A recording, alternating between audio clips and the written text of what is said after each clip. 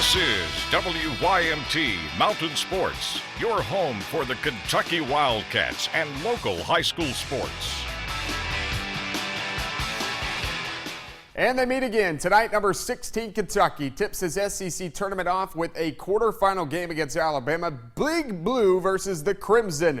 Sports Director Josh McKinney doesn't have either one of those collars on, but he is rocking some Carolina blue and joins us live from Nashville. Josh, I know it's a stupid question, but are you excited tonight? Heck yeah, I'm excited, Jamie, but I'm going to disregard the Carolina blue comment for just now. But we've been here since Wednesday.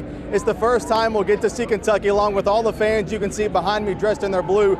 They'll play Alabama for a chance to go to the SEC tournament semifinals.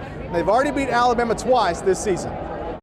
They say it is tough to beat a team 3 times in one season, but the Kentucky Wildcats have basically had their way with Alabama the previous 2 times the teams have played, with senior Alex Poitras scourging the Crimson Tide to the tune of 19 points per game.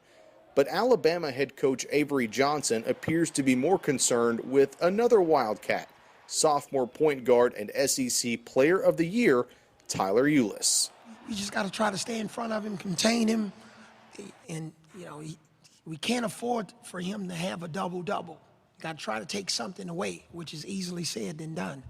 But, fortunately for us, we've played him twice, okay?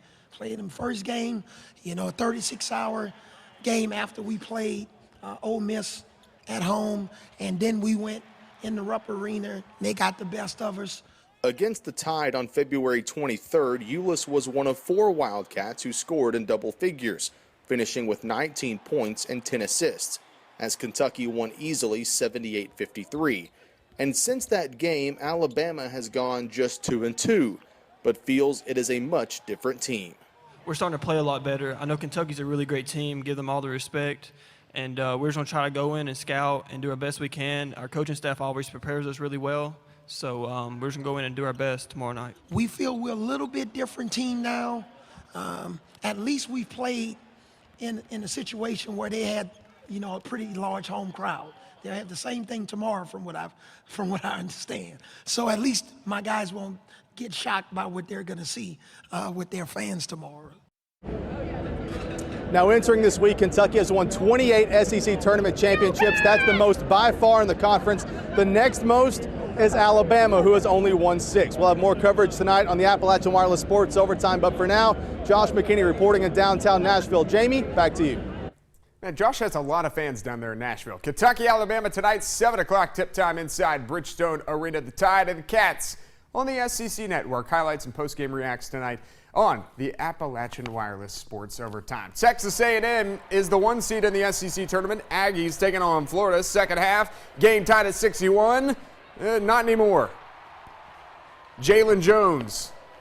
And then later, ensuing possession, Gators can't hold on to it. Alex Caruso coast to coast. I don't know what that was. Crazy shot there. Minute left. A&M looking to put the nail in the coffin, and Daniel House does. Texas A&M beats Florida 72-66. I got more highlights. We go into the Big Ten tournament now. Bankers Life Fieldhouse in Indianapolis.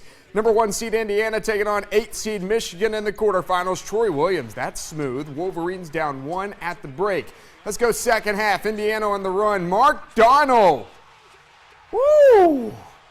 Goodness. Indiana up 4. Now John Beilein's team, of course, always good and always ready to fire in March.